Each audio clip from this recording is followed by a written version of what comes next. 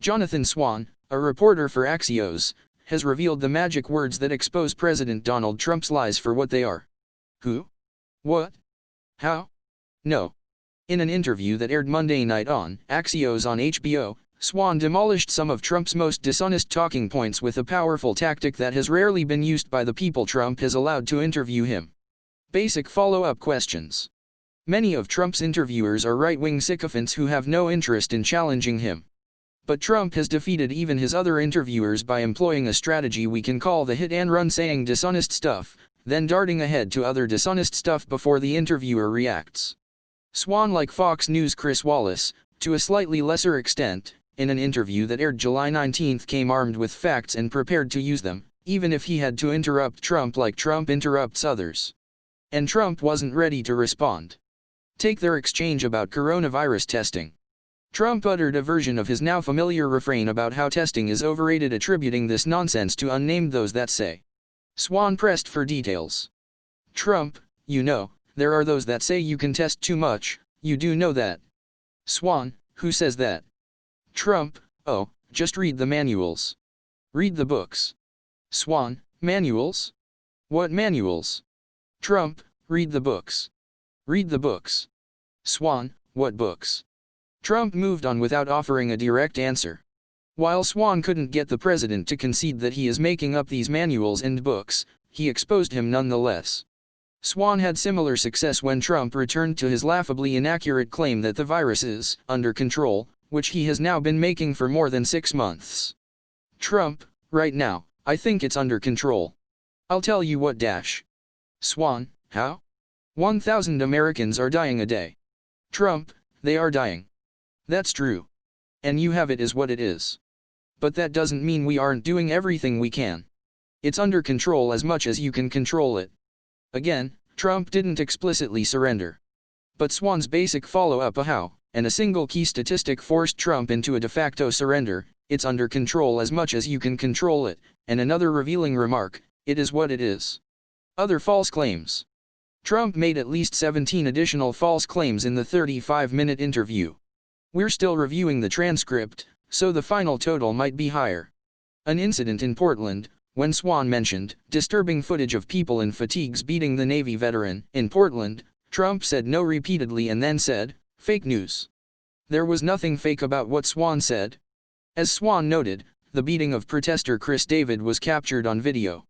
NBC in Portland, Trump claimed that Lester Holt's NBC News program misleadingly depicted Portland Mayor Ted Wheeler's July 23 visit to a protest site by portraying Wheeler as a friend of protesters.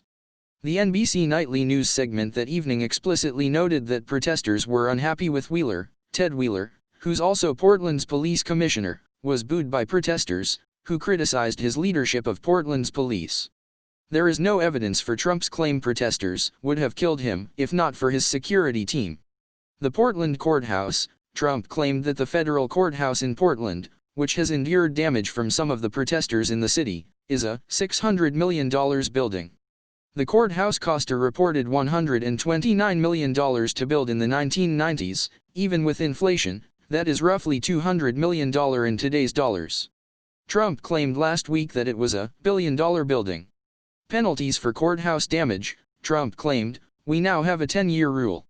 You try and knock down our courthouse, you touch our courthouse, you go to jail for 10 years. There is not a rule that anyone who touches or damages the courthouse goes to jail for 10 years. This is the maximum penalty a judge can choose to impose, under a decades-old federal law, for destroying federal property.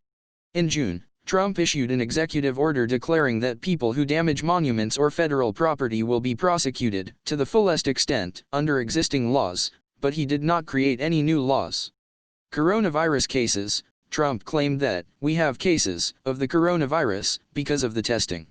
Testing does not create cases, just reveals their existence and, in fact, testing is a pandemic fighting tool that is supposed to help reduce the number of actual cases. South Korea's death toll, Trump cast doubt on Swan's correct statement that South Korea has 300 deaths from the coronavirus, saying, you don't know that. When Swan pressed him on whether he thinks South Korea is faking its statistics, Trump said, I won't get into that because I have a very good relationship with the country. But you don't know that. South Korea had precisely 301 confirmed deaths as of Tuesday. There is no basis to claim the country is faking its data. Many countries, including South Korea and the US, likely have more actual coronavirus deaths than have been confirmed to date, but Swan was correctly using the available numbers. The US presence in Afghanistan. Trump claimed the US is largely out of Afghanistan. Largely is vague, but as Swan noted, the US still has more than 8,000 troops in Afghanistan.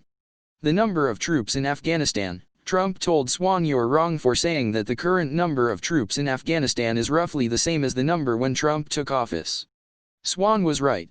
Trump's 2016 margin. Trump claimed he beat Hillary Clinton 306 to 223 in the Electoral College in 2016. Clinton earned 232 electoral votes. We know this is a small thing, but Trump has said 223 12 times since July 2019. The history of mail-in voting. Trump claimed, we have a new phenomenon. It's called mail-in voting.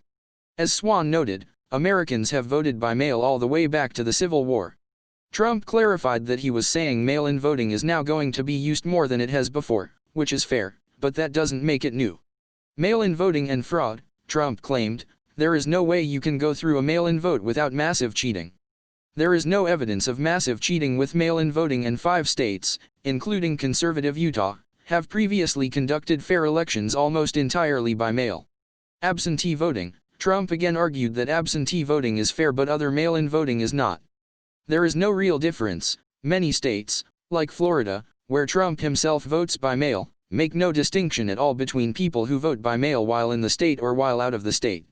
Travel restrictions. Trump claimed he put a ban on China and a ban on Europe. He imposed pandemic travel restrictions on both China and Europe, but neither was a full ban. He exempted citizens and permanent residents, many of their family members, and entire European countries. China and trade. Trump suggested China is paying the tariffs on imported Chinese products. American importers make the actual tariff payments, and studies show Americans are bearing the cost, and that China had its worst year in 67 years. Before the pandemic, China's official GDP growth in 2019, 6.1%, was the lowest in 29 years. Black Americans. Trump claimed that he has done more for the black community than anybody with the possible exception of Abraham Lincoln, whether you like it or not. When Swan asked him specifically if he thinks he did more than Lyndon Johnson, who passed the Civil Rights Act, Trump said yes. We give Trump wide latitude to express opinions, but this one is ridiculous. Lincoln, who emancipated the slaves and won the Civil War, is a certain exception, not a possible exception. Johnson's monumental Civil Rights Act and Voting Rights Act clearly dwarfed the impact of any of Trump's policies.